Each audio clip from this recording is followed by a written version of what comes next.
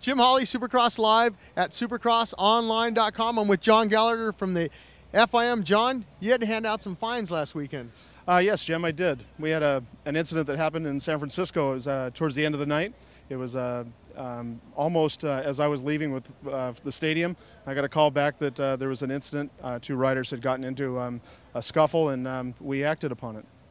What actually were some of the fines and the riders you're talking about, Josh Hansen and Steve Boniface? Josh Hansen, Steve Boniface, we fined them each $10,000. It's been made clear to them that the fine will be suspended until the end of this season. And at the end of the season, if they manage to follow the rule book and all the guidelines set forth in their behavior, that fine will be set aside.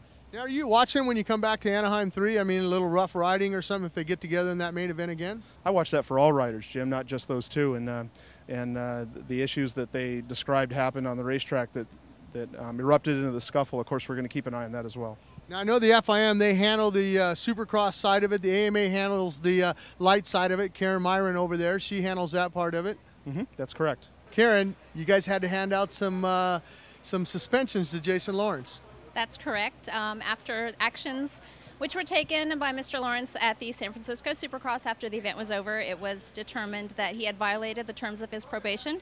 So as you'll see in the press release, it was stated that he was suspended for the current event today and next weekend in San Diego.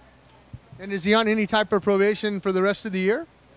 He is still on probation from an incident which happened last year in June in Texas. So his probation is not up until June 11th of this year. Now, what was the whole thing back in San Francisco? He had an IV, so that clarified that he could not ride? There was a little bit of a miscommunication on that part. We did not tell him that he couldn't ride. So if a rider's sick and he was just sick, that was the bottom line last week? That's what I was told by his team, yes, that he was ill. I don't like taking riders' money, that's for sure. Where does that money go, by the way? Right over there to that Asterix Mobile Medical Center. Well, at least it's going for a good thing. I mean, I always thought if you're going to have to fine, you know, at least it goes to a good cause. I hope that I don't have to provide any money to them, but I feel very pleased to give it to them when fines do get passed out. You know, what do you think's going through some of the riders' minds when they come off the track and they take it into the pits?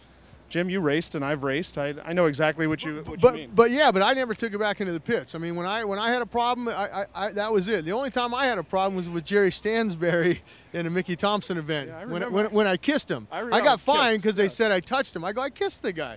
Yeah, kissed. I like that. And I was there that race, by the way. Hey, but we got a little sun now. You think it's going to be a mud race tonight at Anaheim3? I think we're going to see a whole bunch of rain right after the sun goes away. We heard from John Gallagher. He says the sun's not going to stay around. It's going to rain after this.